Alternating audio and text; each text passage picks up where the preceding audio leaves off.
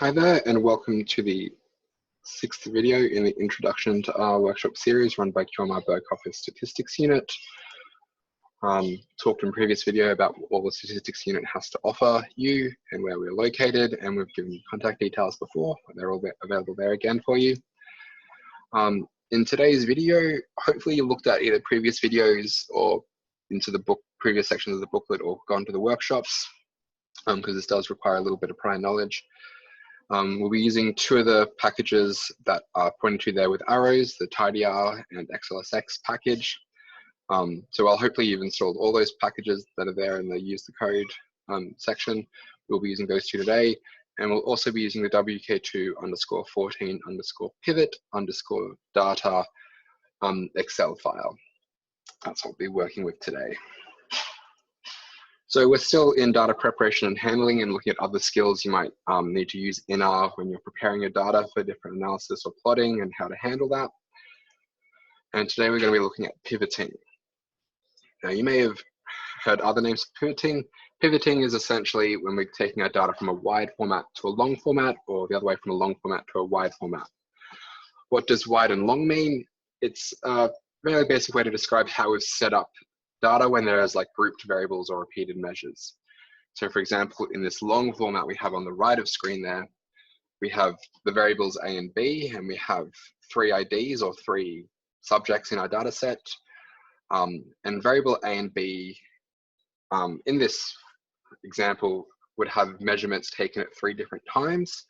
So there'll be a value for variable A at time 1, time 2, and time 3 for each of the IDs. And we've set it up that way so that each ID person or case and also each time is a separate row. And that way, all the variable A values are all in one column and all the variable B values are all in one column. As opposed to the wide format, where we have the more traditional way of each row being a separate identifier or a separate case or record. And in that situation, variable A has a separate column for its value at time 1 and a separate column for its value at time 2 and time 3. So these different formats of data can be useful depending on what we're doing, what type of analysis, what type of plotting, and just how we want to handle it. It can be useful to have it in wide format so we can see each variable separately, or it might be useful to have it in long format so we can group variables that might be the same measurement taken at different times, or very similar measurements that are then grouped together. And we might have another variable saying what each measurement matches to. Again, these type of skills and pivoting data will come up naturally in different projects. Can't give you all the different possible scenarios that you'll see it in, but it's a very good skill to have and to be able to deal with data. So in our example that we're going to have today, we've got a fictional data set taken from a fictional office. This fictional office has 6 employees. Every month, each employee bakes a cake and brings it to work.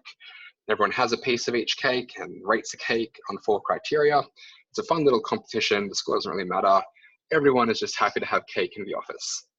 I'm going to have to caveat this by saying the whole office also engages in group exercise classes once a week. They drink plenty of water, they eat salad for lunch, they have standing desks, and they ride their bikes to work. It's a very, very healthy office. The dietitian that edited this book with me made me add this. So yeah, very healthy fictional office besides the whole cake thing. It's just a bit of fun for baking. Anyway, let's jump across to R and we'll get started. Okay, so these are the packages we're going to need. We're going to need the TidyR package. So we'll use the library function and then TidyR to call in that. You don't need to put quotations around the package when you're using the library function. You just need to type the name there. Yours may come up with warnings or something else. Maybe version numbers don't quite match.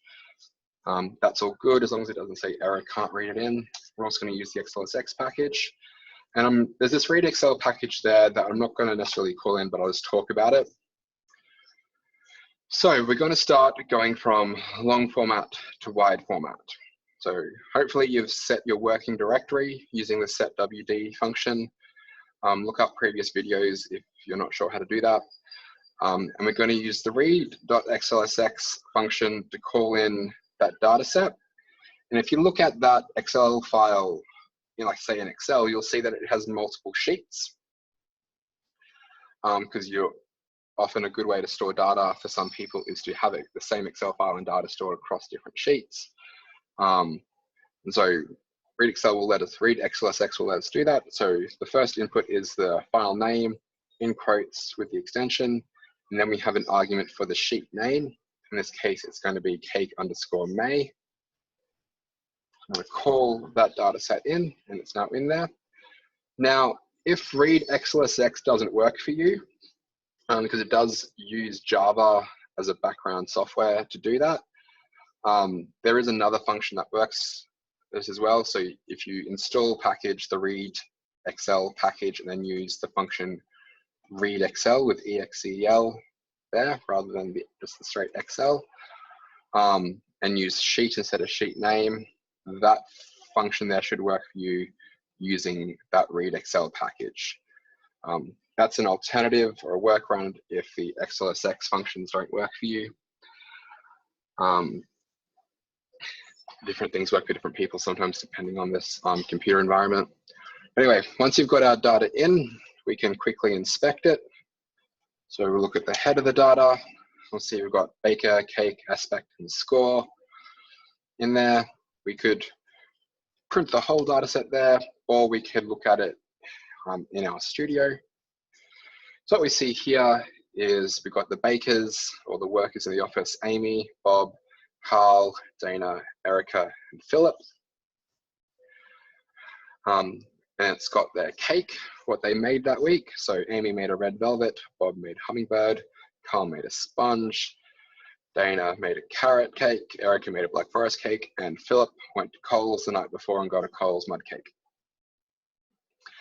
We then have a variable for what aspect is being scored, and the overall score that was received. So this is the average score averaged across the other 5 people that tasted the cake. So for the month of May, this is the cake each baker made, and then their aspect of the scoring and the average score given to them by the 5 other people. Cool. So that's the data set. And this is in long format because we have the aspect variable and the score variable. Realistically, the aspect score, the taste score, the icing score, and the creativity score could all be a different variable, but we've got it in long format here with the one variable for score and then the one variable for aspect describing what specific score it is.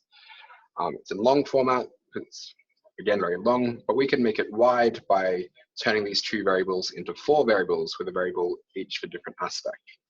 So that's what we're going to do.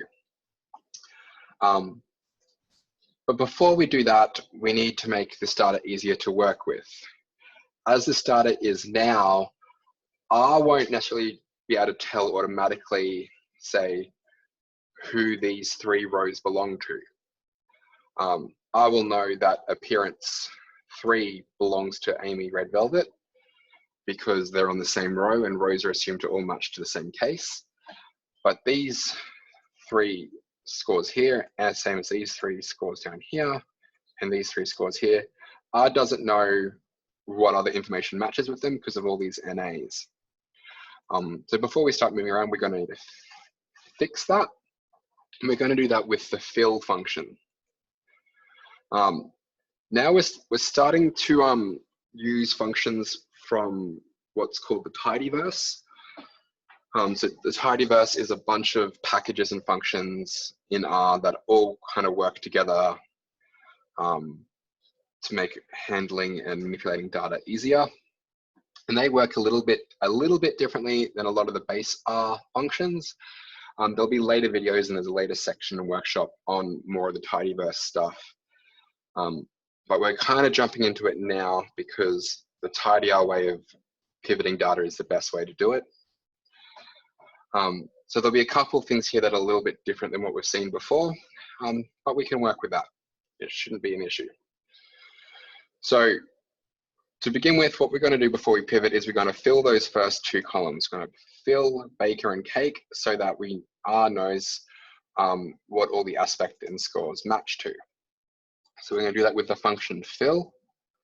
So the first input to fill is the data set we want to fill.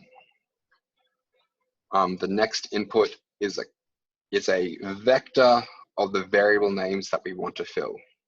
So notice how in previous times when we've used vector inputs for functions, we may have had to put quotations around the column names.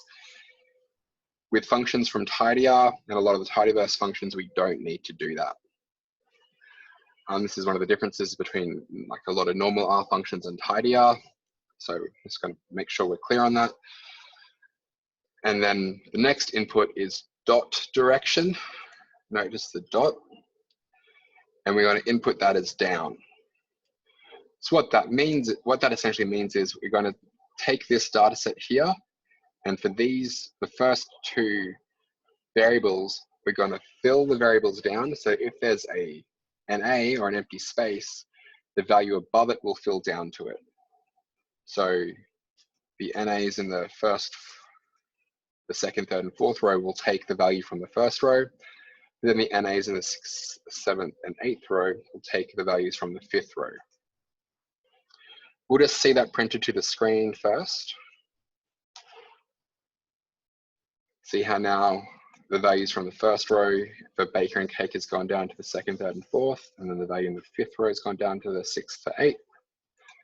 That is what the fill function has done.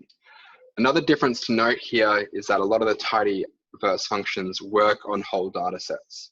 So in previous functions, when we've had to fix things in R, we've perhaps taken a variable and corrected that variable and then replaced that variable inside the data frame. Like we did, say, when we were changing types or fixing typos in that first data cleaning video. For a lot of the tidyr functions, a lot of the tidyverse functions, the input isn't a vector, it's the whole data set, and then the output is the whole data set. So here, when we're trying to update that data set, we put the whole data set in as an argument, and then the output is a whole data set. So we're going to assign that output data set to the original data set that we're working with. This way we're updating the entire data set, not just a variable. So that's now been updated. So that's all there. So there's no gaps. R knows what the data matches to what. And then what we're going to do is we're going to use the pivot wider function. So pivot wider takes a data set that is long and makes it wide. And a couple of input variables or the arguments to be aware of. The first one is the data set. So we generally wouldn't necessarily need to have this data equals, but we're putting it in there just so we're aware of what the data is going to be. So the data equals this data set that we're using, data underscore LTW, which is what I call my data set, which is the one I'm going from long to wide with. The names from variable is the variable that I'm taking the names that are going to become my variables in. So when I turn this variable wide, I'm going to want a variable for appearance, a variable for taste, a variable for icing, and a variable for creativity. I'm going to want each of those in separate variables when I make it wide. So therefore, I'm going to tell R, take the names for my variable, the new variables in my result data set from the variable aspect. Aspect is the variable that has the names for my new variables. Again, as opposed to previous R functions we looked at, we don't need to put quotation marks around this column name as we would have done in previous functions. The next argument is the values from argument. And this is saying, where do we get the data values from? So the data values to fill all our new columns in are coming from the score variable. So this score variable, the data in that is going to be the data that is spread across all the new variables. So that's our values from. So I'm going to highlight that line, Control Enter. And we can see here that we've now got a data set that is got 6 rows, and appearance, taste, icing, and creativity is now each in a separate variable. We've taken it from long to wide.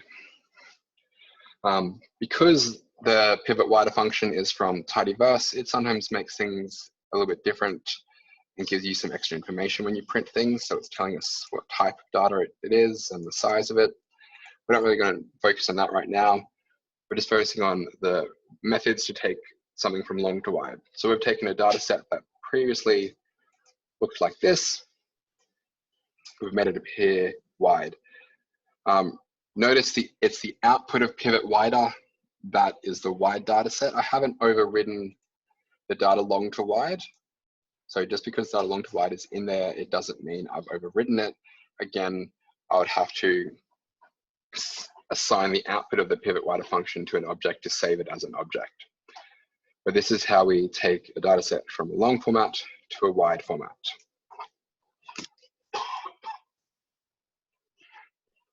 Okay, now the next one, wide to long.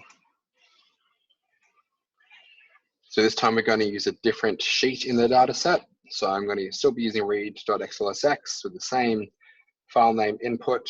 This time my sheet name is going to be Cake 2019. I'm going to use control into that, and we're going to call it data_WTL for wide to long. Again, if read.xlsx doesn't work for you, there's the read.xl function. So I can use head or print to look at the data, but I'm going to look it up here in the data viewer.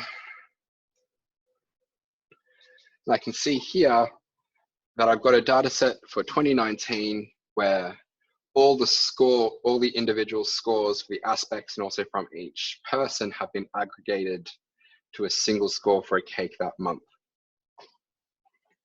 So Amy, Bob, Carl, Dana, and Erica, and Philip, and their scores for each month throughout the year. So this is in wide format because all those variables could be grouped. So the scores could be grouped like we saw on the long data set previously. All those scores could be grouped into a single score variable, and we could describe which month that score is coming from by using a month variable.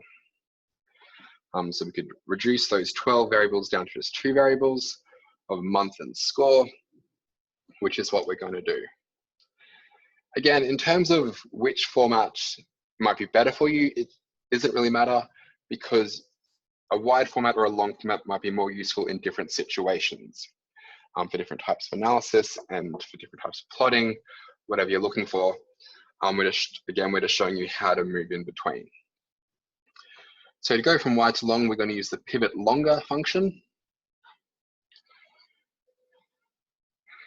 which is, so pivot wider goes from long to wide, pivot longer goes from wide to long.